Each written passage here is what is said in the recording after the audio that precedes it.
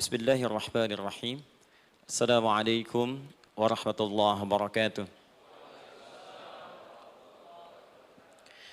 Alhamdulillah. Wassalatu wassalamu ala rasulillah wa ala alihi wa sahbihi wa man wala wa ba'du. Faya ibadallah, usi nafsi wa iyyakum bitaqwallahi faqad fazal muttaqun. Fala tamutunna illa wa antum muslimun. Faqala ta'ala, ya ayyuhalladzina amanu taqullaha haqqa tuqatih wa la tamutunna illa wa antum muslimun.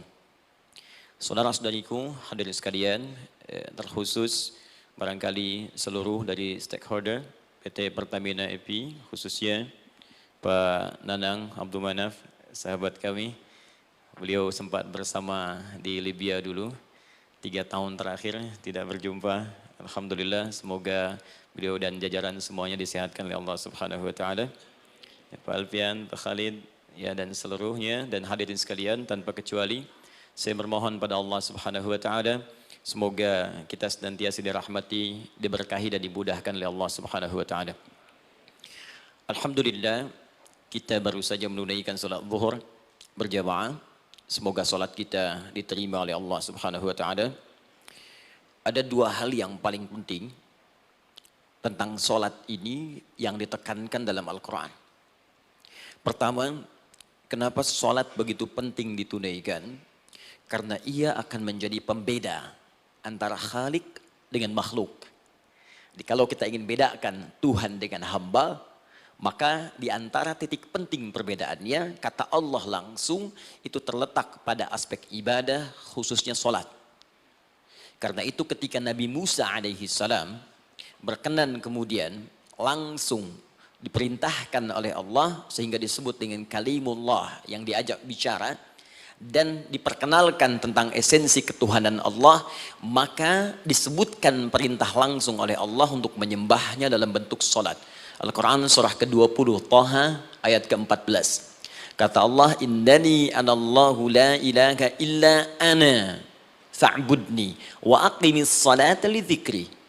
Ya Musa, tidak ada Tuhan kata Allah selain saya. Ya, maka jika engkau telah tahu saya Tuhan, bedanya Tuhan dengan makhluk, fa'budni, maka kewajiban engkau sebagai makhluk menyembah saya. Bagaimana caranya ya Allah, kata Musa? Kata Allah, wa aqimis salata, rahmatullah. Wa aqimis salata li dzikri. Maka cara menyembahku itu adalah dengan salat. Karena itu semua nabi dan rasul, bahkan sebelum Nabi Muhammad SAW, diperintahkan oleh Allah untuk mengajak umatnya seluruhnya untuk salat. Ya, Nabi Isa alaihissalam salat. Anda buka Quran surah 19 Maryam ayat 31 sampai 33. Nabi Ismail alaihissalam, ya kakeknya Nabi ke-29, salat. Bahkan meminta keluarganya salat. Quran surah ke-19 ayat 55. Wa kana ya'muru ahlahu bis salat. Nabi Zakaria, saudaranya Imran, salat. Quran surah ketiga, ya, ayat ke-38 sampai dengan 39. Ayat 39-nya tegas mengatakan, fanadathu malaika wa huwa qa'imun yusalli fil mihrab. Jadi kalau kita urutkan dari Nabi Muhammad SAW sampai Nabi Adam alaihissalam, semua menunaikan salat kepada Allah Subhanahu wa taala. Ya, Muhammad bin Abdullah bin Abdul Muttalib bin Hashim bin Abdul Manaf bin Qusay bin Murrah bin Kilab bin Ka'ab bin Ghalib bin Fihir bin Malik bin Nadar bin Kinana bin Khuzaimah bin Mudrikah bin Ilyas bin Nizar bin Mudar bin Ma'ad bin Adnan bin Addi bin Adri bin Muqawwam bin Nagur bin Tarikh bin Ya'rub bin Yasjub bin Nabit bin Ismail alaihissalam bin Ibrahim alaihissalam bin Azar atau bin Nahur bin Abir bin Kinan bin Arfakhshad bin Sam bin Nuh alaihissalam bin Mihlail Matushala bin Kinan bin Anwas bin Thith bin Adam alaihissalam. Dari Nabi Muhammad SAW sampai Nabi Adam semua salat. Coba ulangi. Nanti dalil singkatnya dari Quran surah keempat ayat 163, paling kiri sebelah atas di mushaf. Inna auhayna ilaika kama auhayna ila Nuhin wan nabiyyin min ba'di. Muhammad, apa yang kami telah wahyukan kepadamu sudah pernah pula kami sampaikan kepada Nuh alaihissalam dan nabi-nabi setelahnya. Kenapa tidak disebutkan Adam sebelumnya? Karena Adam itu nabi bukan rasul. Nabi diberikan risalah untuk pribadi dan kalangan dekatnya, rasul diberikan risalah tugas untuk mengajak umat. Kenapa Nabi Adam bukan rasul? Karena zaman Nabi Adam belum ada umat. Siapa yang mau diajak? Ya? Ini bagian pertama. Jadi kalau kita hari ini masih mendapat kesempatan sholat, alhamdulillah, ini artinya sampai hari ini kita masih benar-benar manusia. Kan kalau ada orang yang kemudian tidak mau beribadah apalagi sholat, terkhusus ketika dia beriman, maka penting dipertanyakan, masihkah ada iman dalam dirinya? Karena itu kata Allah dalam Al-Quran, surah ke-8 ayat yang kedua, aku akan perdengarkan namaku, sehingga ketika disebutkan itu, kita bisa menguji adakah getaran iman dalam jiwa kita. Quran surah 8 Al-Anfal ayat kedua. Innamal mu'minuna alladzina idza dzukirallahu wajilat qulubuhum. Sungguh orang yang masih punya iman itu, kalau diperdengarkan nama Allah kepadanya, akan ada getaran dalam jiwanya. Karena itu setiap hari 5 kali diperdengarkan nama Allah. Untuk menguji di jiwa kita masih ada iman tidak? Bahkan dari bangun tidur, bayangkan waktunya dibagi sempurna persis. Dari mulai subuh baru bangun, menjelang ke siang, mau berakhir siang ke sore, sore pindah ke maghrib, hilang kemudian muncul gelap malam. 5 kali persis dibagi waktu. Diperdengarkan untuk menguji. Kira-kira setelah subuh siang masih ada nggak iman? Sore masih ada nggak? Ya Allahu Akbar, Allahu Akbar. Karena itu kalau iman masih ada melekat di jiwa kita, demi Allah saya katakan, begitu kita mendengar suara azan, pasti hati kita akan mengatakan, Allahu Akbar, Allahu Akbar. Wih, sudah azannya. Pernah begitu? Ya, walaupun mungkin setelah selesai, La ilaha illallah, baru azan, belum qomat. Ya, itu normal, gak apa-apa. Yang penting iman masih ada.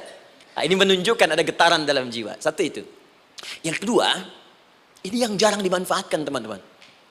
Jadi seringkali sholat dimaknai pada ibadah formal bagian pertama saja. Adapun yang keduanya, ini yang jarang digali. Padahal sekali saja dalam sehari, itu 5 kali Allah menunggu kita. Ternyata sholat itu satu-satunya wasilah ibadah yang disebutkan dalam Al-Quran untuk langsung memohonkan semua kebutuhan yang kita rasakan. Bahkan sebelum kita diminta sholat, itu kalimat pertamanya bukan ibadahnya. Kata Allah, kau punya masalah apa? Sedang butuh apa? Sedang punya problem apa? Buka Quran surah kedua Al-Baqarah ayat ke-45 sampai 46. Paling kanan pertengahan di usad. Wasta'inu bis-sabri was-salah. Perhatikan kalimatnya, indah sekali. Ya Allah menempatkan sholatnya bagian kedua. Kata Allah, wasta'inu, hei hambaku, jika kalian punya persoalan dalam kehidupan, maka, perhatikan kalimatnya baik-baik, wasta'inu, mintakan solusinya kepadaku. Jadi kalau sedang punya masalah, bukan bikin status, gak akan selesai. Sedang eksplorasi minyak, gak keluar-keluar, bikin status. Duh, susah sekali yang ngebornya, gak akan selesai. Jalan macet, bikin status. Jakarta macet, ya, gak akan selesai. Ya, apa yang harus dilakukan kata Allah? Jika Anda beriman kepadaku, yakin denganku, maka wasta'inu, punya persoalan minta kepada Allah. Caranya bagaimana? Satu, bisabri, terima dulu masalah itu, jangan dikeluhkan. Kaidah lain muncul, karena mustahil saya akan titipkan persoalan kalau tidak Anda mampu mengatasinya. Kaidah Quran surah kedua ayat 286, kita hafal ayatnya. La yukallifullahu nafsan illa usaha. Perhatikan kaidahnya. Allah tidak mungkin menguji seorang hamba di luar batas kemampuannya. Jadi kalau kita sedang punya ujian di rumah kah, pekerjaan kah, kehidupan sosial kah, sebesar apapun ujian itu kata Allah, memang karena Anda yang sanggup. Kalau nggak sanggup gak akan diuji. Di ujian itu berbanding lurus dengan kemampuan. Mustahil seorang hamba diuji di luar batas kemampuannya. Jadi kalau Anda sekarang pun sedang punya masalah sebesar apapun, kata Allah, memang cuma kamu yang sanggup, yang lain tidak. Maka jangan mengeluh. Jangan Anda katakan, ya Allah, why me? Kenapa saya? Kata Allah, why not? Memang kamu yang mampu. Yang lain tidak. Nah, ketika Anda bisa menerima itu dengan sabar, baru datang kalimat kedua. Wassalah. Kemudian datang tunaikan sholat dan mintakan solusi kepadaku lewat sholat. Ya, sedikit ya. Lihat sini. Saya berikan sedikit uraian Al-Quran. Saya boleh menulis sini? Boleh ya?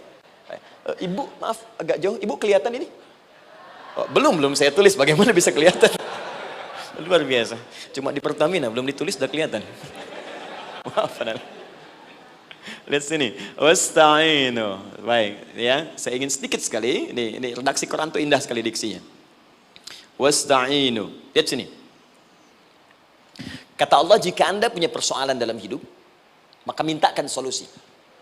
Terima dulu masalahnya dengan sabar, Karena kita dipercaya oleh Allah. Gini cara memahaminya. Allah aja percaya dengan kita. Masa kita nggak percaya diri?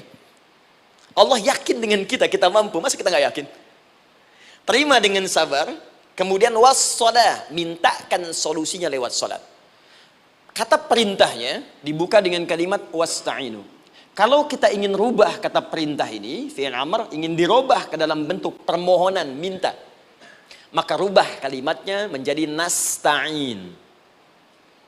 Lihat, nasta'in. Baik. Wasta'inu, kata Allah, kalian punya persoalan, ayo minta solusi padaku. Terus kita pengen minta, ya Allah, kami ingin minta. Maka dalam bahasa Arab, kalau kita ingin merubah kalimat ini ke dalam bentuk permintaan, kita katakan nasta'in. Saya tanya pada Anda, pernah nggak dalam sholat kita mengucapkan kalimat nasta'in? Ada? Masih ingat? Baik, apa kalimatnya? Iyyaka na'budu wa iyyaka nasta'in. Perhatikan, iyyaka na'budu wa iyyaka nasta'in. Iyyaka na'budu, iyyaka, ya Allah, Engkau perintahkan aku untuk ibadah. Maka sekarang aku ibadah, sholat. Hanya kepadamu saja. Kan kata Allah, kamu sholat. Terus kita katakan, iyyaka na'budu. Sekarang kami sholat, ya Allah. Nama lain sholat itu ibadah. Kalau kita ibadah, na'budu. Dari mana tahunya nama lain sholat ibadah? Quran surah ke-20 ayat ke-14. Fa'budni wa aqimis sholat li dzikri. Ibadah kepadaku, caranya sholat. Maka saat sholat kita katakan, iyyaka na'budu. Ya Allah, Engkau perintahkan aku untuk ibadah. Sekarang aku ibadah. Wa iyyaka nasta'in. Dan sekarang aku sedang punya persoalan, ya Allah. Aku punya masalah. Aku punya problem. Dan aku yakin hanya Engkau yang pasti akan menyelesaikannya. Ketika Anda mengatakan, iyyaka nasta'in, perhatikan hadis qudsinya. Hadisnya qudsi. Ya. Al-Imam Al-Bukhari meriwayatkan, Imam Muslim meriwayatkan, An-Nasai meriwayatkan dari sahabat Abu Hurairah radhiyallahu taala anhu. Ada lagi yang dari sahabatnya Anas bin Malik. Perhatikan kalimatnya. Idza qala al-'abdu iyyaka na'budu wa iyyaka nasta'in, jika hambaku dalam salatnya benar membacanya, benar dari awal salatnya sampai dengan kalimat iyyaka na'budu wa iyyaka nasta'in, ya Allah, sekarang aku ibadah kepadamu dan sekarang aku punya persoalan. Aku mohonkan solusinya darimu.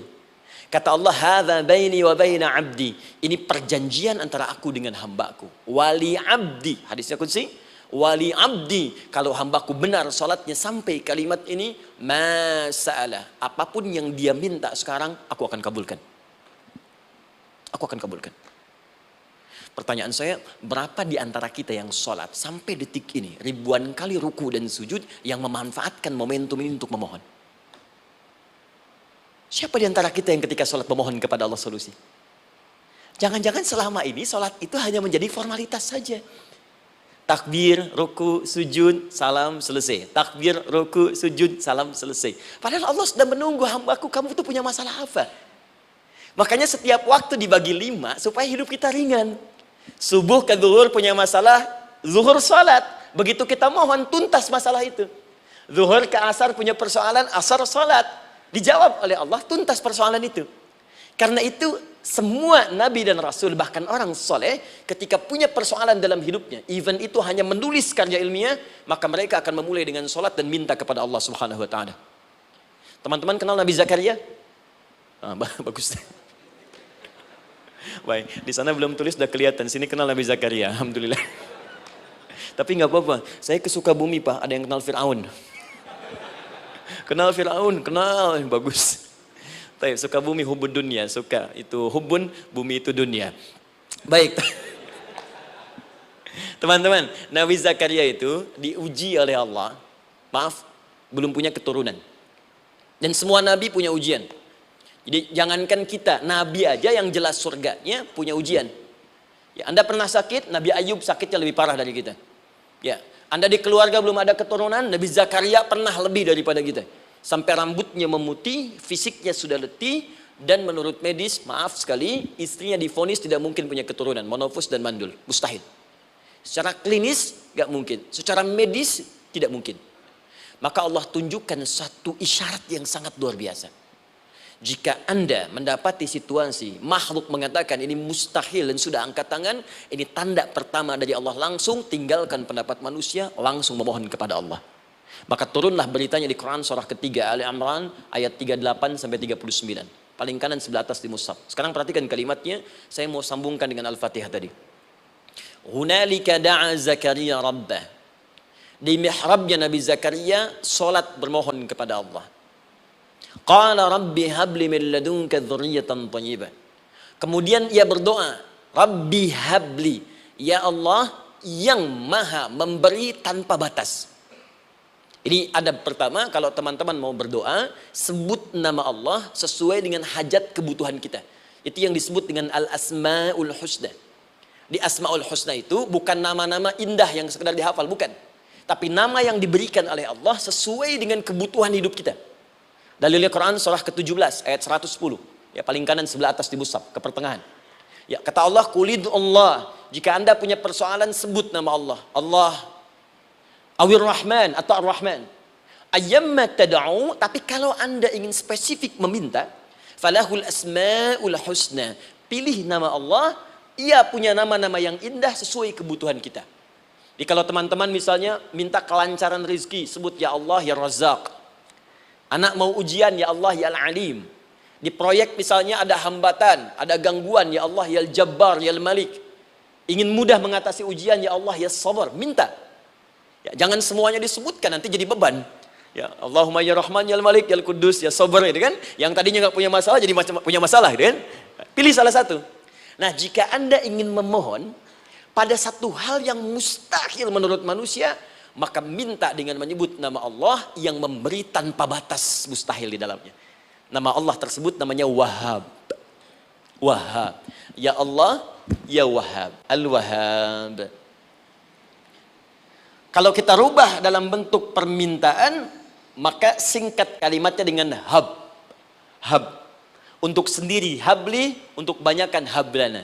Rabbana hablana min azwajina wa dzurriyyatina qurrata a'yun. Nabi Zakaria minta karena sendiri yang mengalami situasi itu, maka beliau katakan, Rabbi habli, ya Allah habli min ladunka, ya Allah yang tak punya batas dalam pemberian. Mereka mengatakan aku tak akan punya keturunan. Mereka mengatakan mustahil aku punya anak. Dan aku yakin kau memberi batas tanpa memberikan pemberian tanpa batas. Aku mohon darimu saja. Darimu saja, dzurriyyatan thayyibah, keturunan-keturunan terbaik. Innaka sami'ud du'a. Engkau pasti mendengar doa saya. Kalau pada yang maha memohon saja, maha mendengar saja tidak mengabulkan, lantas kepada siapa lagi aku mesti minta? Tapi poinnya bukan itu. Poinnya adalah, ini disampaikan oleh Nabi Zakaria dalam keadaan sedang sholat. Masih berdiri dalam sholatnya. Dalam bahasa Arab, berdiri disebut dengan qaimun. Qaim. Berdiri. Sedang sholat disebut dengan yusolli. Perhatikan ayat 39-nya. Fanadathul malaikatu wa huwa qaimun yusalli fil mihrab. Maka seketika ketika doanya selesai dipanjatkan, sholatnya belum selesai. Doanya selesai dipanjatkan, seketika datang malaikat menyampaikan, kamu dapat kabar gembira, Anda akan punya anak, bahkan namanya langsung diberikan oleh Allah, Yahya. Artinya hidup. Yang mustahil menurut manusia, lahir dari rahim seorang perempuan yang divonis monopos dan mandul, kata Allah, bagiku yang gak ada yang mustahil. Jadi dan hidup dia. Kapan itu terjadi? Masih sholat dan belum selesai dalam sholatnya, dalam keadaan berdiri. Sekarang saya tanya Anda, kita membaca iyyaka na'budu wa iyyaka nasta'in dalam keadaan ruku atau sujud? Sujud. Berdiri. Berdiri teman-teman. Betul kan? Dalam keadaan berdiri saat baca Al-Fatihah. Iyyaka na'budu wa saat kita mengatakan wa iyyaka nasta'in, Allah balik bertanya, apa yang kamu butuhkan? Nabi Zakaria itu sholat dulu baru minta. Kita umat Nabi Muhammad karena keutamaan nabinya, sebelum sholat dah ditunggu. Butuh apa? Mau minta apa? Karena itu saya ingin katakan, ayo manfaatkan momentum sholat ini. Jangan sekedar kita kemudian tunaikan formalitas, tapi kita tidak mendapatkan keuntungannya. Ayo, semuanya. Dari mulai takbir sudah ada doa. Ruku ada doa. Bahkan sujud kita bisa perbanyak dalam bahasa hati kita untuk memohon kepada Allah Subhanahu Wa Taala. Jelas sampai di sini? Baik. Mudah-mudahan insya Allah doa kita dikabulkan oleh Allah Subhanahu Wa Taala. Ini baru mukaddimah, kita belum mulai, ini pengantar. Tema kita hari ini tentang Al-Quran, dan mudah-mudahan kita diberikan insya Allah kelancaran untuk bahasan kita. Dan topik ini insya Allah akan memberikan banyak manfaat dari apa yang kita kerjakan dalam keseharian kita. Saya mohon izin untuk melambatkan bacaan, karena tadi hanya mengantarkan saja. Teman-teman, kenapa mesti Al-Quran? Apa esensi Al-Quran? Dan kenapa Al-Quran diwahyukan pada Nabi Muhammad SAW? Apakah khusus untuk sekedar dibaca? Atau ada satu nilai yang sangat penting yang justru itu mengandung nilai mukjizat yang paling dalam dari Al-Quran? Yuk kita mulai dengan Al-Quran surah kedua Al-Baqarah ayat ke-38. Paling kanan sebelah atas. Disambungkan dengan Quran surah kedua ayat 185. Paling kiri pertengahan di mushaf. Quran surah kedua ayat 38. Dengan Quran surah kedua ayat 185. Saya mulai dari kisah Nabi Adam. Saya pelan-pelan. Nabi Adam saat diciptakan oleh Allah, kemudian diberikan informasi bahwa beliau akan bertugas di bumi, beraktivitas di bumi. Disampaikan di Quran surah kedua ayat 30, paling kiri sebelah atas. Wa idh qala rabbuka lil malaikati inni ja'ilun fil ardi khalifah. Kata Allah, dan pelajari, ingat ketika kami menyampaikan pada para malaikat, kami akan menugaskan satu makhluk, manusia namanya Adam, di bumi tugasnya. Untuk menjalani hidup di bumi. Nah, secara singkat, setelah Nabi Adam turun ke bumi, di awal masa bersama Sayyidah Hawa, ya alaihi wassalam, maka ternyata bersamaan dengan turunnya Adam dan Hawa ke bumi itu, mereka berdua dibekali petunjuk. Yang dengan petunjuk itu, ini yang dahsyat. Allah jamin semua aktivitas hidupnya, dari mulai yang sederhana sampai yang kompleks, pasti jika diikuti petunjuk ini, dia akan senang menjalaninya, dan akan tenang mendapatkan hasilnya. Ya, perhatikan kalimatnya. Quran surah kedua ayat 38. Fokus. Qul nahbitu minha jami'a. Kata Allah, sekarang tiba saatnya. Adam, Hawa, turun kalian ke bumi. Kalau setan kita tinggalkan aja ya. Ini kita bahas Adam dulu. Turun kalian semua ke bumi. Fa imma ya'tiyannakum minni huda. Maka nanti sejak kalian tiba di bumi itu, aku akan turunkan satu petunjuk disebut dengan hudan namanya. Hudan. Fokus. Faman tabi'a hudaya, maka jika Anda dan keturunanmu mengikuti semua detil di petunjuk ini, fala khaufun alaihim walahum yahzanun, maka aku pastikan engkau dan seluruh keturunanmu akan menjalani hidup di muka bumi dengan tenang dan senang. Fala khauf, khauf itu gelisah, takut. Lawan dari takut apa? Tenang. Lawan dari gelisah, tenang.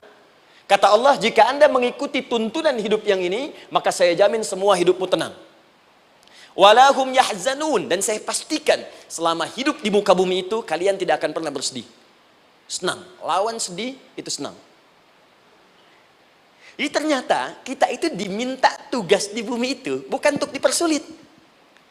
Jadi kalau ada yang hidup sampai saat ini sedih, ya, di rumah tangga sedih, di kantor nggak tenang, pasti di antara poinnya, bukan nggak mampu senang, tapi boleh jadi yang hidup ini tidak membaca petunjuk kehidupannya. Anda kerja di perusahaan, teman-teman ada yang di Pertamina, ada yang di yang lain. Kalau Anda nggak ikuti petunjuk, kan pekerjaan tidak akan berlangsung dengan nyaman, kan? Kalau Anda nggak ikuti aturannya, bagaimana bisa mengerjakan petunjuk itu dengan nyaman? Maka apalagi hidup yang kompleks, kata Allah, sejak Adam saya turunkan, sudah ada petunjuk kehidupan, saya namakan dengan hudan. Anda ikuti petunjuk ini, maka langsung jaminan dari Allah, semua yang Anda jalani dalam hidup, pasti saya jamin senang dan tenang. Petunjuk ini disebut apa? Hudan. Nah, agak cepat. Di setiap masa, Nabi Adam selesai hidupnya, generasi kemudian berkembang, datang lagi Nabi Nuh, sampai ke Nabi Muhammad SAW. Perhatikan baik-baik. Setiap berganti generasi akan turun hudan sesuai dengan kebutuhan masyarakatnya pada saat itu. Baik, Nabi Musa menerima kitab apa namanya? Nabi Musa, Taurat. Taurat disebut hudan dalam Al-Quran.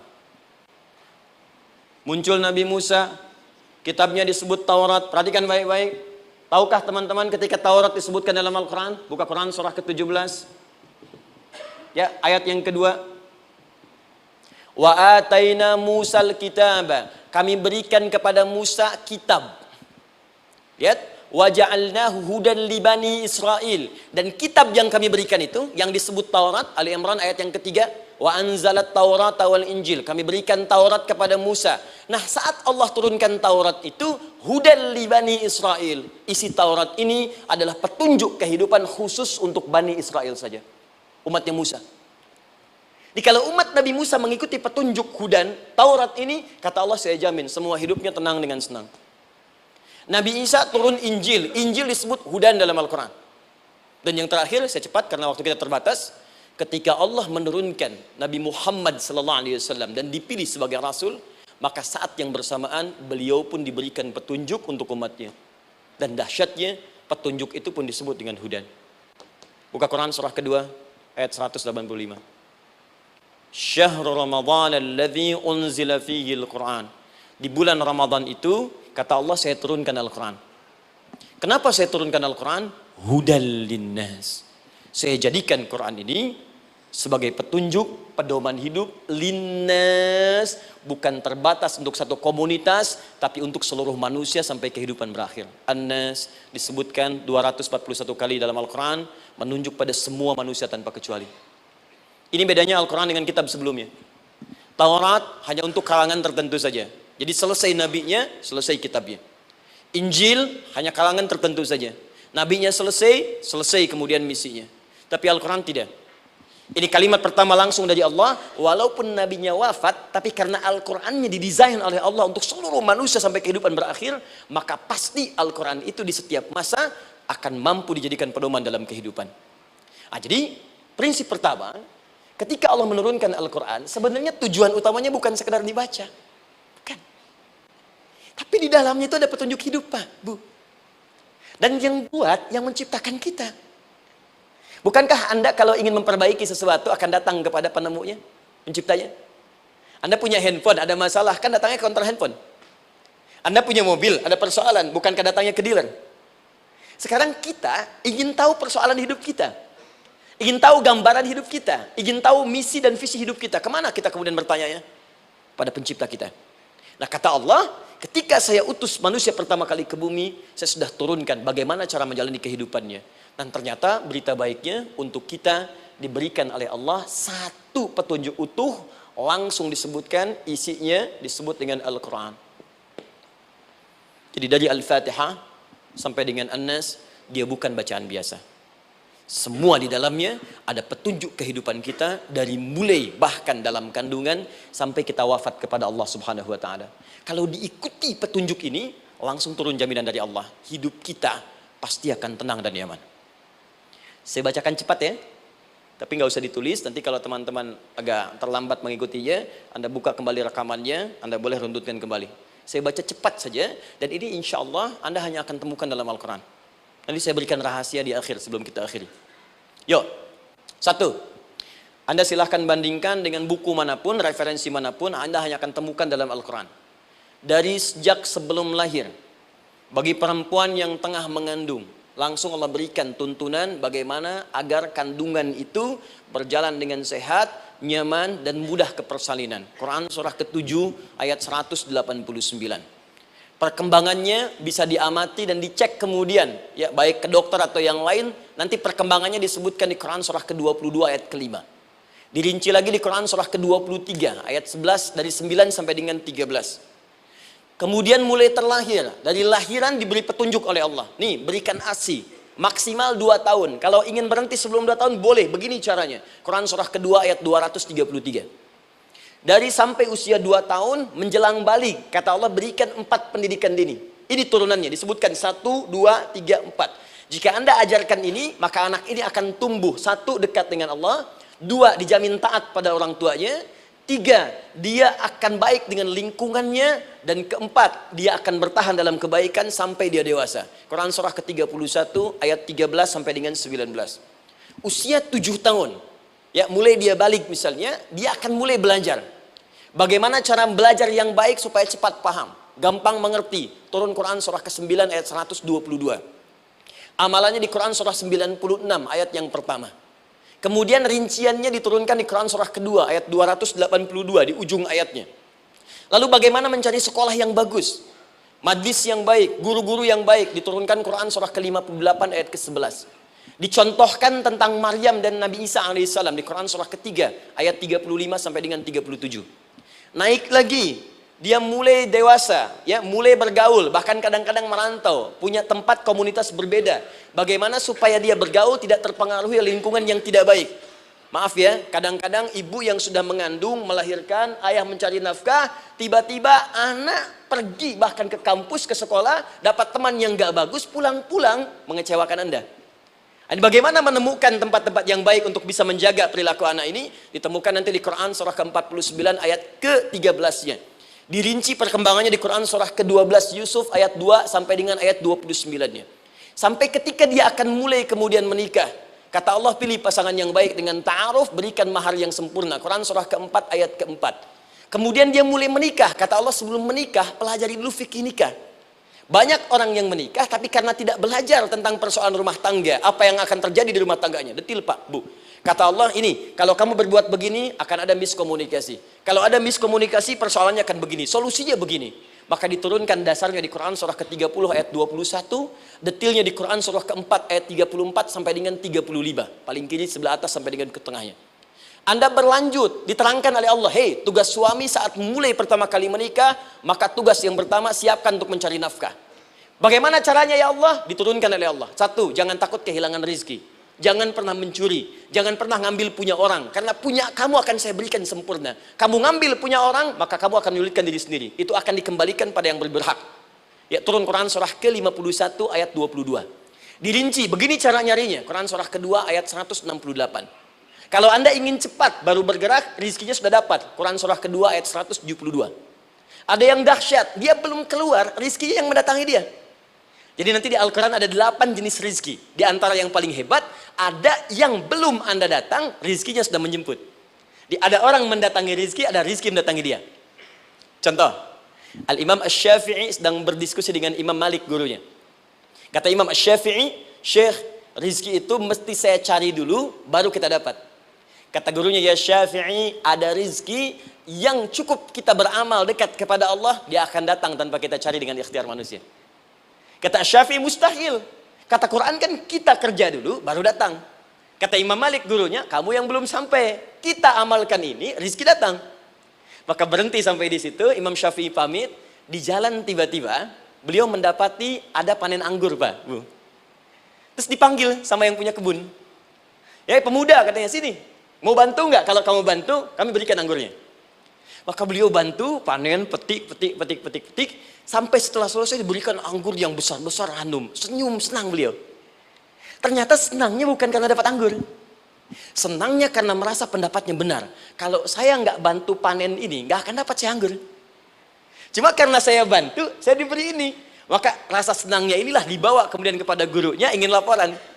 Tapi perhatikan adabnya. Dia tidak mengatakan, guru, nih saya benar. Kalau saya nggak ikut panen, nggak dapat saya ini. Perhatikan kalimat Asy-Syafi'i. Guru, tadi saya di jalan, dipanggil oleh pemilik kebun, ikut panen anggur. Begitu saya bantu, saya diberikan anggur ini. Beliau tekankan dengan kalimat yang kencang pada kalimat, begitu saya bantu, saya dapat anggur ini. Imam Malik tersenyum mengatakan, Masya Allah Syafi'i luar biasa. Ini siang begitu panasnya, tadi saya mau keluar ngajar, terfikir di benak saya, Allah kalau ada anggur yang besar-besar, enak rasanya. Tiba-tiba kamu datang bawa anggur. Di Imam Syafi'i kerja dapat sesuatu, Imam Malik terfikir sesuatu, datang rezeki. Itu ada di Quran surah ke-7, teman-teman, ayat ke-96, paling kanan sebelah atas di mushafnya. Baik, teruskan dulu. Ya, Anda dalam mencari kerja, ingat, kalau Allah yang sampaikan pasti terjadi. Jangan dikira mudah. Kata Allah akan ada persaingan, akan ada kadang-kadang singgungan, akan ada tantangan, maka mulai petakan tantangan apa yang akan Anda lalui saat Anda mulai mencari nafkah itu. Maka turun Quran surah kedua ayat 214, paling kanan sebelah bawah. Am hasibtum an tadkhulul jannata. Hei, apa kamu mudah begitu saja mengira akan sukses dalam pekerjaanmu? Bahkan bisa diartikan surga, ingin masuk surga. Walamma ya'tikum mathalul ladzina khalau min qablikum. Sebelum engkau diuji seperti orang sukses dulu pernah sukses. Lihat mereka. Enggak ada orang sukses yang instan. Cuman balikan telapak tangan dapat, tidak. Kata Allah, lihat orang-orang dulu. Lihat orang-orang hebat dulu. Bagaimana mereka bisa kaya, bisa sukses, bisa punya posisi. Masat umul ba'sa. Petakan olehmu tantangan apa yang akan dihadapi saat engkau bekerja itu. Satu, kata Allah, ba'sun. Ada yang ringan. Ya, ba's. Ba'sa. Jama' dari kata ba'sun. Dua, dara. Ini sudah menengah. Jama' dari kata durun. Tiga, zilzal. Ini yang paling tinggi puncaknya. Jadi kalau Anda sudah mendapatkan ini, yakinlah. Berarti Anda akan mendapatkan posisi yang tinggi. Karena mustahil orang besar diuji dengan ujian yang kecil. Zilzal. Ini bagian ketiga. Ba'sa, ba'sun. Mulai. Kira-kira tantangan-tantangan ringan apa saja yang akan Anda hadapi? Ya, kalau saya contohkan misalnya dengan contoh yang lain singkat. Anda mau ke masjid, ingin konsisten, mulai hijrah, ingin dekat dengan Allah. Tiba-tiba yang tadinya nggak mau ke masjid, mulai ke masjid, diuji dengan hujan. Hujan kecil, rintik-rintik, shower. Begitu hujan, orang Arab mengatakan kalau hujannya bisa lewat tanpa payung pun, orang Arab mengatakan la ba'sa. La ba'sa ini ringan. Orang kita sambungin, labas. Dari bahasa Arab, lewat. Nah, jadi kalau Anda mau berangkat nih, siap bekerja, siap hadapi tantangan. Baru mau lewat hujan kecil, berarti itu tantangan kecil kita lewati. Macet, petakan, cari jalan yang kemudian sempurna, jalan yang kosong, buka Google-nya, buka Waze-nya, buka map-nya, cari. Jadi kalau pada yang kecil aja belum kita lewati, bagaimana mendapatkan yang besar? Anda mau ke masjid, dikasih hujan kecil, mau berangkat gak jadi. Papa, kenapa gak jadi? Hujan mah, kan ada payung, takut riak. Setelah itu darwa, maaf, tantangan fisik. Kadang-kadang mulai ke fisik, mulai mengganggu. Ya, maaf, dirincikan kemudian oleh Al-Quran. Turun Quran surah ke-21, ayat 87 sampai 88, kisah Nabi Yunus alaihissalam. Yunus beraktivitas, bekerja, bukan berarti nggak ada tantangan. Kadang-kadang dibawa, kadang-kadang diusir, kadang-kadang Anda dapat misalnya proyek, kadang-kadang sudah mulai masukkan tender, tiba-tiba gagal, diserobot orang. Kadang-kadang orang yang dapat, Anda yang ngajukan, itu biasa. Kata Allah itu biasa, bukan cuma Anda, yang lain pun ada. Bukankah Allah ajarkan kisah Sayyidah Hajar alaihissalam dengan Ismail? Bukankah bolak-balik naik Safa Marwah? Kadang di atas, kadang di bawah, kadang lihat peluang, sampai Marwah ternyata bukan air. Terkadang Anda yang bekerja, tim yang lain yang mendapatkan, karena kerja keras Anda, bisa jadi terjadi. Bukankah yang kerja keras Hajar, yang dapat Ismail? Mungkin Anda yang konsep, yang dapat minyaknya orang lain. Mungkin Anda yang kerja, kan yang suksesnya teman Anda, gak ada masalah. Dan itu kemudian akan bermanfaat bagi Anda. Tidak mungkin setiap keringat yang keluar dari diri kita mustahil, kecuali akan melahirkan manfaat yang kembali pada diri kita. Tantangan. Tapi yang paling dahsyat, ini yang gak ditemukan di sebagian referensi yang kita baca. Ketika Allah menjelaskan semua tahapan-tahapan tantangan ini sampai ke puncaknya zilzal. Zilzal itu kalau bahasa sekarang gempa. Ada ujian yang menggoncang hati kita. Ketika Anda kerjakan, ya Allah, tantangannya dahsyat. Kenapa mesti saya, ya Allah? Kau nggak selesai-selesai, ya Allah. Itu wajar, teman-teman. Itu biasa. Kata Allah, orang dulu saja mengatakan, mata nasrullah, kapan ini selesai? Berbahagialah kalau teman-teman sudah mendapatkan tantangan puncak yang paling tinggi ini. Ini artinya, Allah sedang mempersiapkan Anda menjadi orang besar di kemudian hari. Dan cara mengatasinya, diturunkan Quran, surah ketiga, ayat 142. Paling kiri sebelah atas. Perhatikan dahsyatnya. Yang pertama diterangkan tantangannya, yang kedua dijelaskan cara mengatasinya. Saya mau berhenti sampai di titik ini, nanti saya terangkan cara berinteraksi dengan Al-Quran. Ya, perhatikan baik-baik. Kata Allah, jika kelak engkau sudah bisa memetakan tantangan ini, maka siapkan solusi untuk mengatasinya. Ayatnya dibuka dengan kalimat yang sama persis. Saya pernah sampaikan teori ini di dua perusahaan besar di Indonesia. Yang pertama, ada salah satu perusahaan, karena ini direkam saya nggak sebutkan perusahaannya, perusahaan otomotif besar, sedang turun gratis, kemudian juga ada inflasi yang tinggi. Terus saya terangkan teori Quran. Dia praktekkan berhasil, Pak. Padahal saat itu saya presentasi di depan non-muslim. Non-muslim.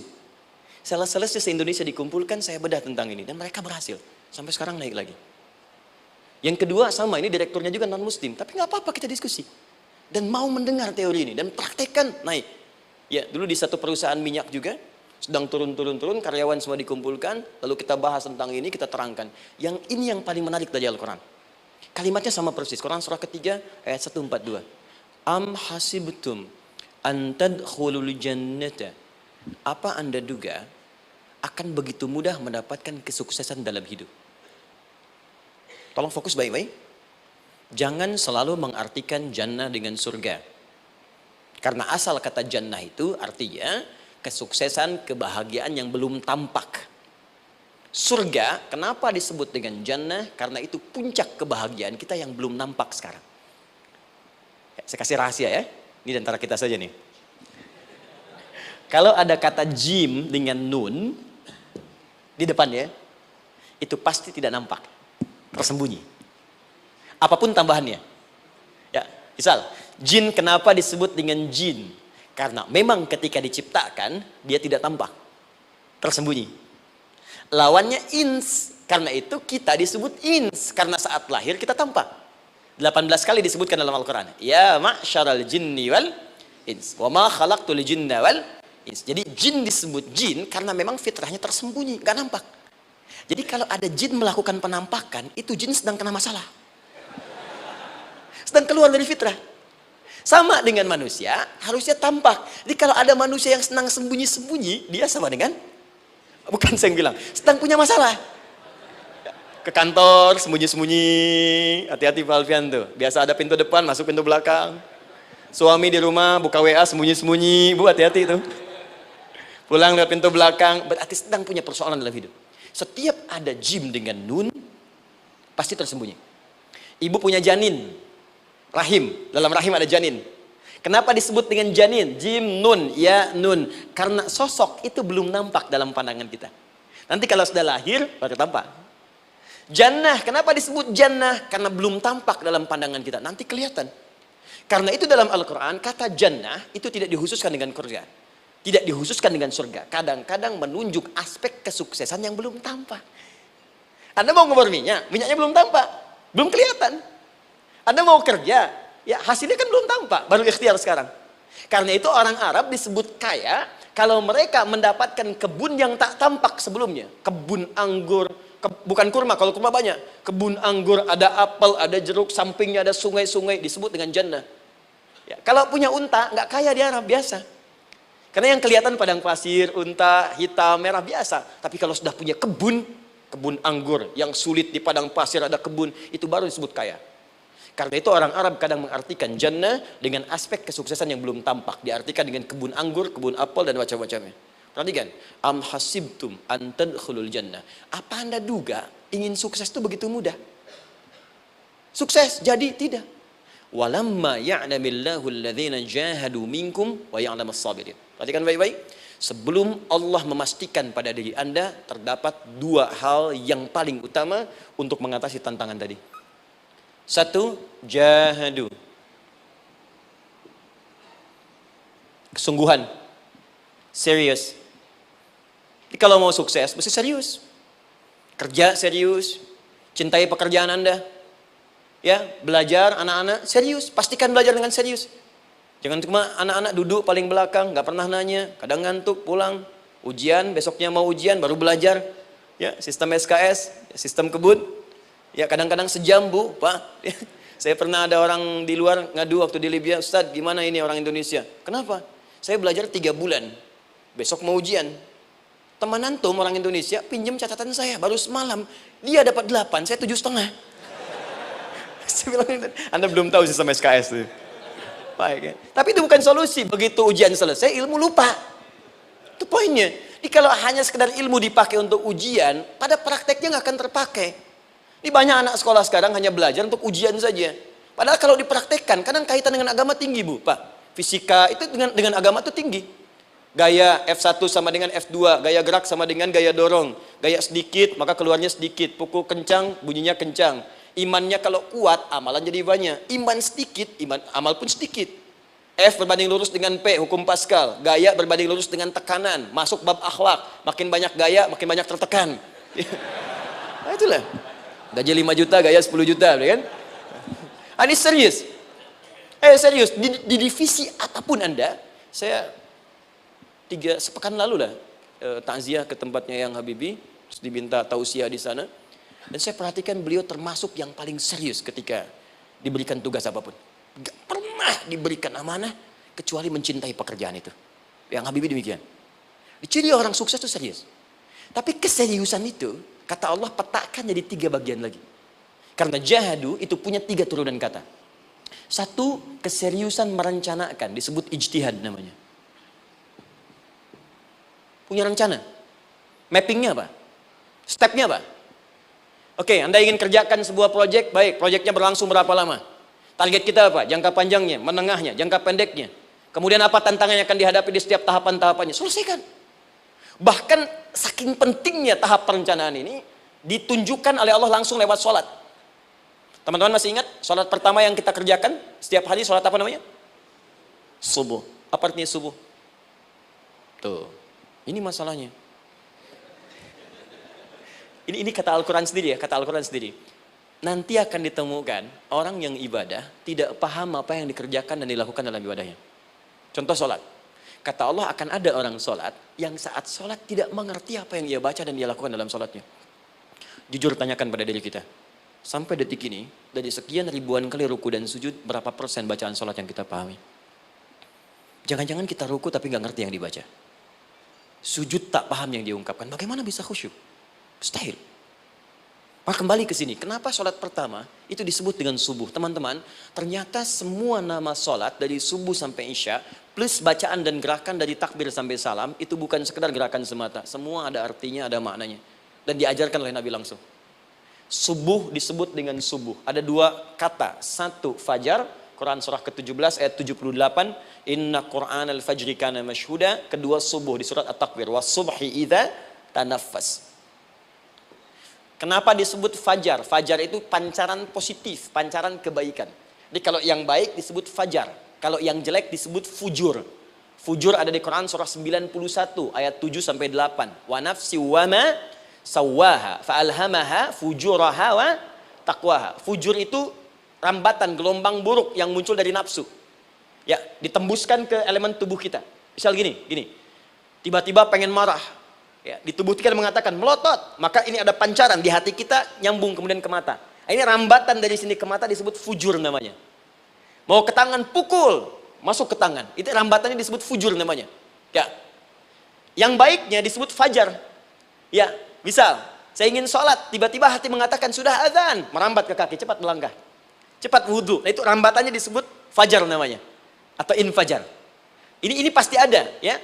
Fujur nama lainnya nafsu. Disebutkan 115 kali dalam Al-Quran.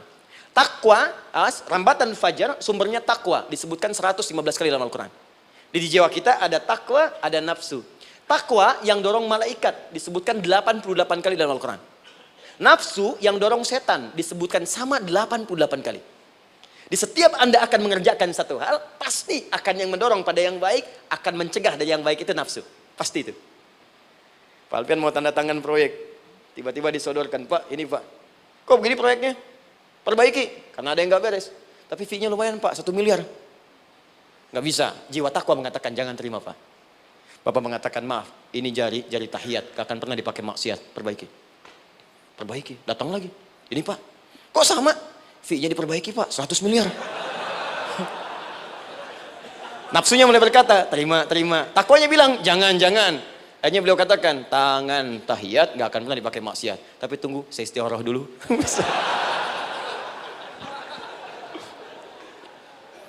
Nah, waktunya, ini salatnya disebut fajar. Kenapa disebut fajar? Karena saat kita tidur, terus dengar suara azan, Allahu Akbar, maka memancar dari iman kita, rambatan untuk merespon suara itu. Bangun kita untuk menunaikan salat.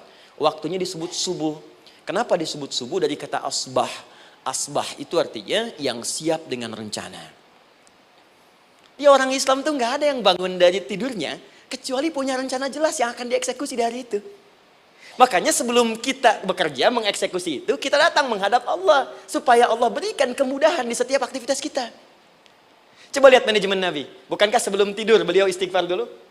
Dirinci pekerjaannya, dicatat yang akan dikerjakan besok, istighfar 70 kali, 100 kali, sehingga dengan istighfar saat tidurnya tenang. Coba kita biasakan. Ada yang baca Quran, ada yang istighfar. Kalau nggak percaya silahkan cek. Begitu Anda lakukan, tidurnya enak. Besoknya rencana itu sudah siap. Makanya ketika bangun, siap jam 7 mau kemana, jam 8 ada di mana, jam 12 kerjakan apa. Sebelum mengerjakan itu datang kepada Allah, sujud, ya Allah, saya punya rencana ini tolong mudahkan. Begitu caranya. Itu yang disebut dengan subuh. Nah, sekarang kembalikan peta hidup kita mau seperti apa ke depan. Ijtihad. Yang kedua, kalau sudah jelas konsepnya, visinya sudah ada, maka jihad. Yang kedua jihad. Jihad itu eksekusinya, aksinya, actionnya, perjuangan fisiknya. Rencananya apa? Tahajud malam nanti. Bismillah. Jam berapa? 2:30. Baik, yuk kita mulai rencanakan. Eksekusi rencananya.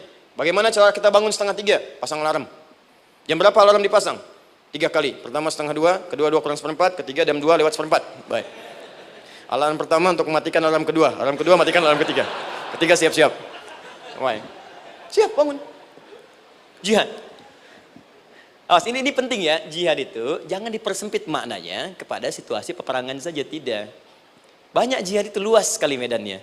Karena jihad itu perjuangan fisik. Dan maaf sekali, dalam konteks perang pun bukan menyerang orang. Tapi membela diri saat diserang. Di Islam itu bukan agama ekspansi. Cek di sejarah, nggak ada Islam menyerang. Yang ada itu membela diri saat diserang. Atau saat orang lain dizalimi dan kita diminta untuk terlibat, kita membantu. Ini bukan dalam konteks sekarang yang banyak dibincangkan. Tembak orang, bom orang, nyerang orang. Bukan. Itu waktu kejadian bom Tamrin itu pertama, saya di Lampung posisinya. Itu begitu meledak, duar. Pertanyaan pertama Pak di Balistani, Ustadz, apakah bom di Jalan Tamrin termasuk jihad fisabilillah? Saya bilang, Pak, sependek pengetahuan saya, jihad fisabilillah itu jihad di jalan Allah, bukan di Jalan Tamrin. Kaidahnya beda.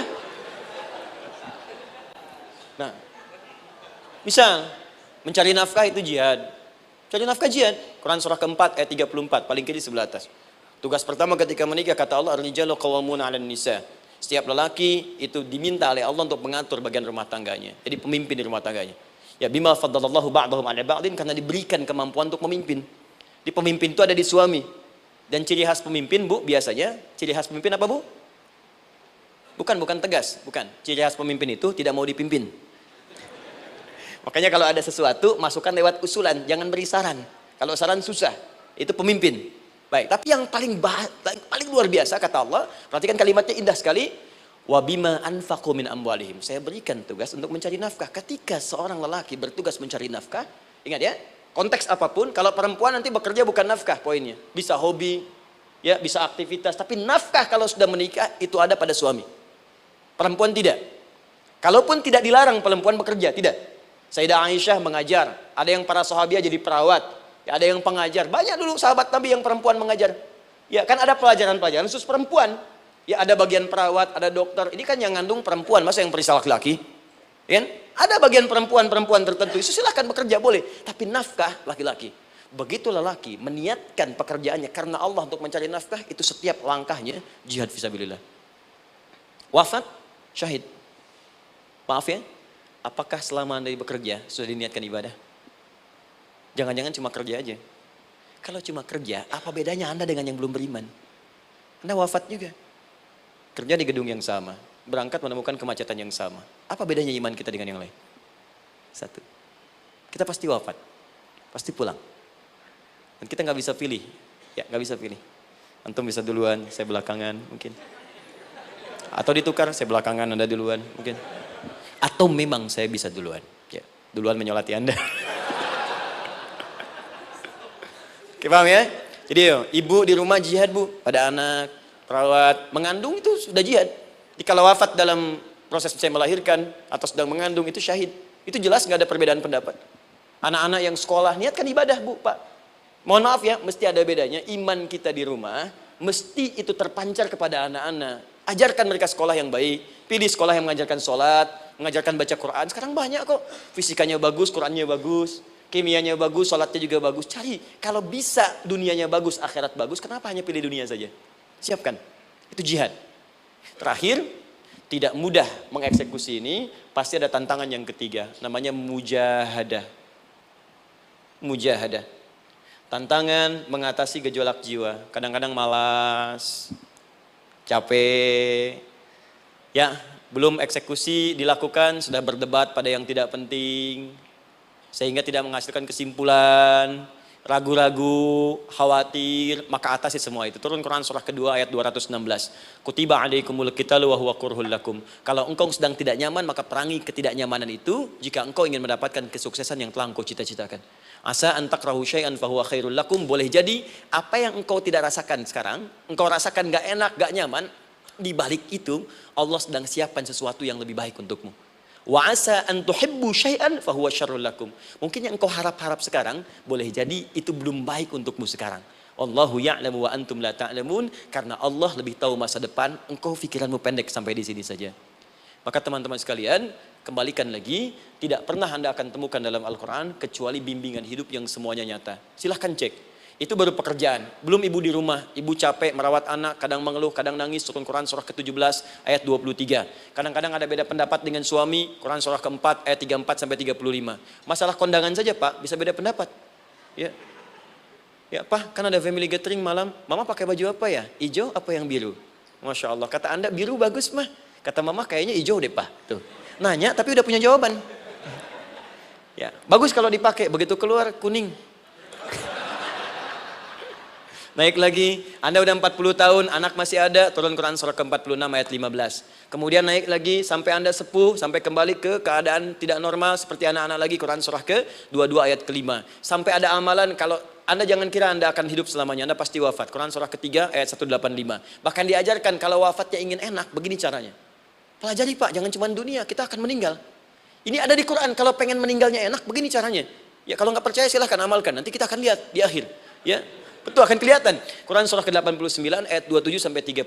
Kalau kalian nggak pelajari ini, silahkan kata Allah, saya berikan yang ini yang kedua sambil dipukulin malaikat. Quran surah ke-8 ayat ke-50. Sampai di alam kubur dijelaskan, kalau nanti Anda wafat, Anda pindah ke alam kubur, kalau ingin di kuburnya terang, nyaman, banyak rezekinya, lakukan amalan Quran surah ke-3 ayat 169 sampai 172. Tapi kalau Anda abai, Anda akan seperti Firaun dulu. Setiap pagi sampai petang ditampakkan neraka. Quran surah ke-40 teman-teman sekalian disampaikan oleh Allah langsung ya dari ayat 45 sampai 46 ya. Sampai terjadi kiamat disampaikan Quran surah ke-75. Sampai dihisab, ada yang masuk surga tanpa hisab, Quran surah kedua ayat 25. Ada yang masuk neraka tanpa hisab. Ada. Kan yang kita tahu surga aja, masuk neraka tanpa hisab ada. Quran surah 18 ayat 99 sampai dengan 100. Sampai disebutkan surga yang paling indah nomor 1 bersama Nabi dan orang-orang soleh. Jadi kalau Anda masuk sini, tetangga Anda semua Nabi. Ya, depannya Nabi Ibrahim, belakangnya Nabi Musa misalnya, samping kirinya Nabi Yusuf, ya, samping kanan Nabi Muhammad SAW. Itu cuma 3 golongan, orang soleh, para syuhada, orang-orang jujur dalam kehidupan dunianya. Jadi kalau Anda jadi pekerja yang jujur, taat kepada Allah, Anda berpotensi masuk surga bersama semua Nabi dan Rasul yang pernah diutus. Ya. Baik, itu ada di Quran surah ke-4 ayat ke-69. Ada yang kedua di taman surga, Quran surah ke-51 ayat 15 sampai dengan 18. Ada yang surga seluas langit dan bumi, Quran surah ketiga ayat 133 sampai 134. Ada yang neraka yang biasa, ya, sebiasa-biasa nerakanya kebakar juga. Quran surah 4 ayat 56. Tingkat paling tinggi neraka jahanam untuk 2 golongan, munafik, ingat, munafik dan kafir. Jadi kalau Anda pun muslim, jauhi perbuatan munafik. Karena munafik akan mengantarkan langsung ke dalam neraka jahanam. Quran surah keempat ayat 140. Mana yang tidak ada? Mana yang nggak ada di Quran? Semua ada. Bisnis ada, ya birokrasi ada, diplomasi ada, mengajar ada, ilmu ada. Karena itu saya mau tutup, jika kita ingin benar mengeluarkan petunjuk ini, seperti orang dulu pernah melakukannya, maka kata Allah melalui lisan Rasulullah, turun Quran surah ke-29 ayat ke-45. Satu ini aja kita kerjakan, insya Allah ini akan beda kita rasakan. Utslu ma uhya ilaika minal kitab. Jika kalian kemudian hidup di muka bumi, maka keluarkanlah bimbingan dari Al-Quran sesuai dengan kebutuhan kita secara tematik. Utslu itu dari kata tilawah. Tilawah itu baca, pahami, amalkan. Karena itu setiap kita baca Al-Quran, di sampingnya pasti ada yang menerjemahkan supaya kita paham. Betul kan? Ketika ada yang baca Al-Quran, di sampingnya ada siapa? Ya, sari tilawah kan? Baik, sari tilawah itu bahasa Indonesia. Ya, sari, sebetulnya tilawah saja. Tapi mungkin saat yang menerjemahkan dulu pertama di Indonesia namanya Bu Sari. Karena itu disebut sari tilawah. Ya, kalau Adi mungkin ada di tilawah gitu kan. Nah, jadi teman-teman caranya begini, Anda keluarkan sesuai kebutuhan. Enggak semua ayat Quran mesti kita kaji. Kalau mau dari awal dari akhir, bagus. Kalau baca silahkan. Hatamkan, Nabi juga hatamkan. Tapi kalau Anda ingin ambil sesuai passion kita. Anda pebisnis, kenapa enggak mengeluarkan ayat bisnis di Quran? Teman-teman yang diperminyakan, keluarkan ayat-ayatnya ada. Quran surah At-Tur, surah 52 itu. Keluarkan. Ya, wal bahrul masjur. Dan jika Anda akan melakukan eksplorasi di laut, carilah laut yang punya, nih kualifikasi begini. Yang di bawahnya ada endapan tanah yang melahirkan api, kata Allah tuh. Itu potensial ada minyaknya. Kalau yang kerja di batu bara, turun Quran surah Fatir, surah 35, ayat 27 sampai 29. Ini jenisnya. Ada yang kelihatan dari jauh, ada yang harus digali, ada yang kelihatan dari jauhnya kelihatan hijau, ada kelihatan menghitam. Disebutkan langsung. Ada. Kenapa nggak Anda turunkan dalam bentuk-bentuk tematik yang itu bagian kita? Ada yang pokok, ada yang spesifik. Yang pokok tentang sholat, karena semua orang sholat. Tentang ayah. Anda jadi ayah berapa tahun? Kenapa nggak dikeluarkan di Quran ayat-ayat tentang ayah? Kenapa nggak dikeluarkan di Quran ayat-ayat tentang ibu? Jangan jauh-jauh dulu bicaranya. Tentang belajar. Nah, nanti eksekusinya, kalau mau cepat, buka kitabnya Al-Imam Al-Bukhari. Ada kitab hadis, saya akhiri, yang dikarang oleh Al-Imam Al-Bukhari dan sangat populer. Apa nama kitabnya? Kalau hafal saya kasih hadiah. Apa kitab Imam Al-Bukhari yang populer? Ya.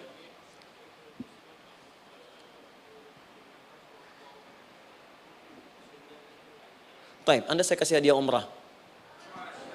Baik. Insyaallah.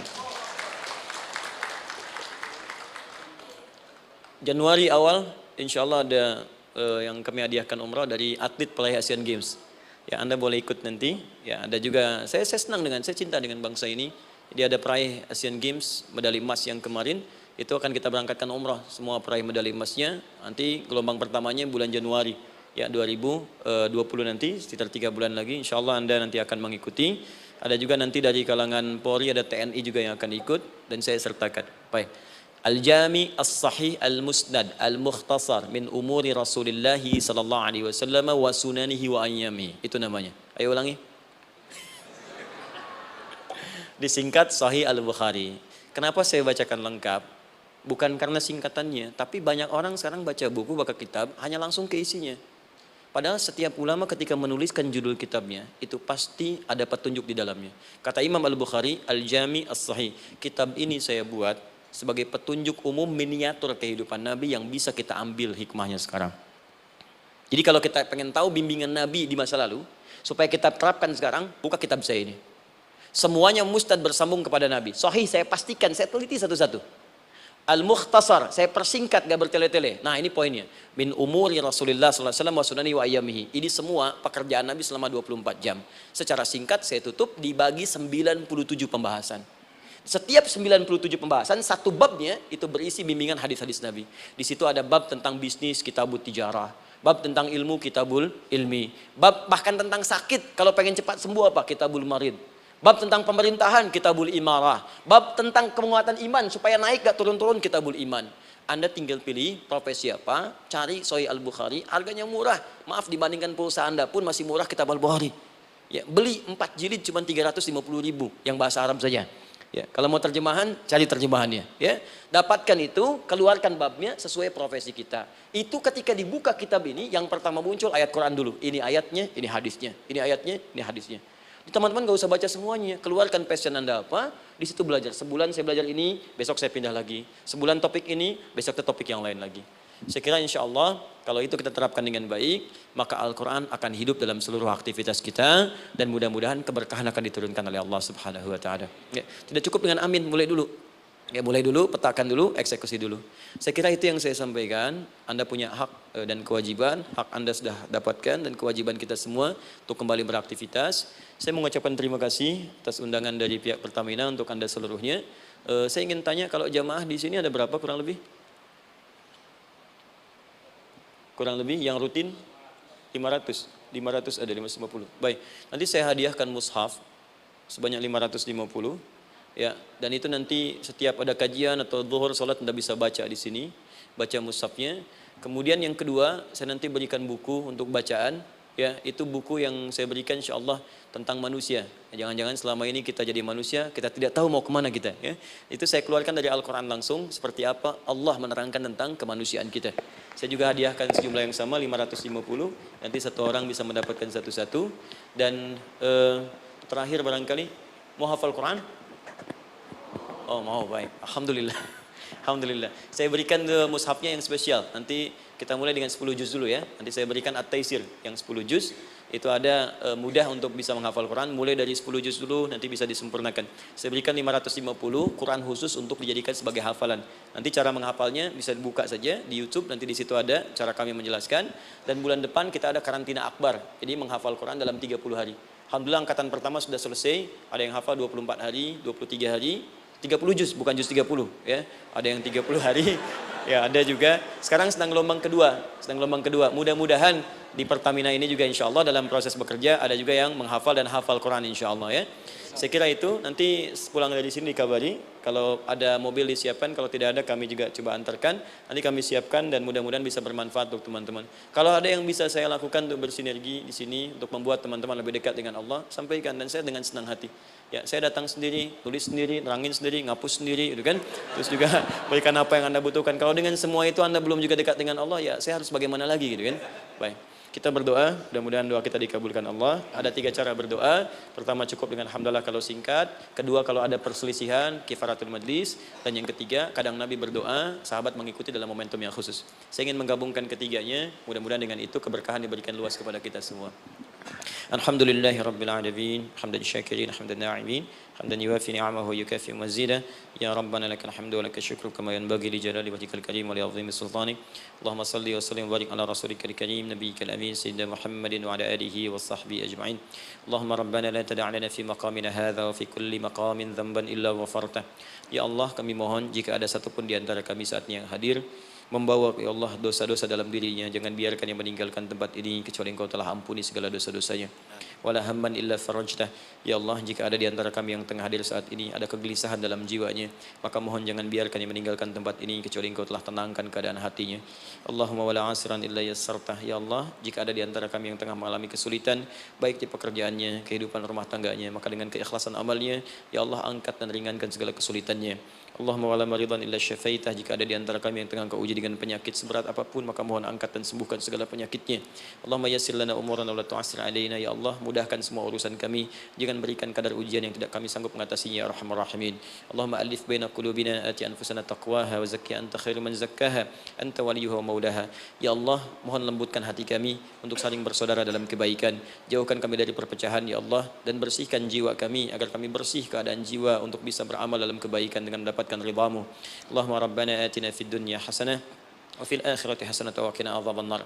Ya Allah, kami mohon anugerahkan segala kebaikan di muka bumi ini yang mampu kami raih, dan berikan kami segala kemuliaan di akhirat yang mampu kami dapatkan, dan mohon jauhkan kami dari segala ya Allah murka dan neraka-Mu. Allahumma barik lana ya Allah fi ailatina wa fi amalina ya Allah wa fi kulli ya Allah hayatina.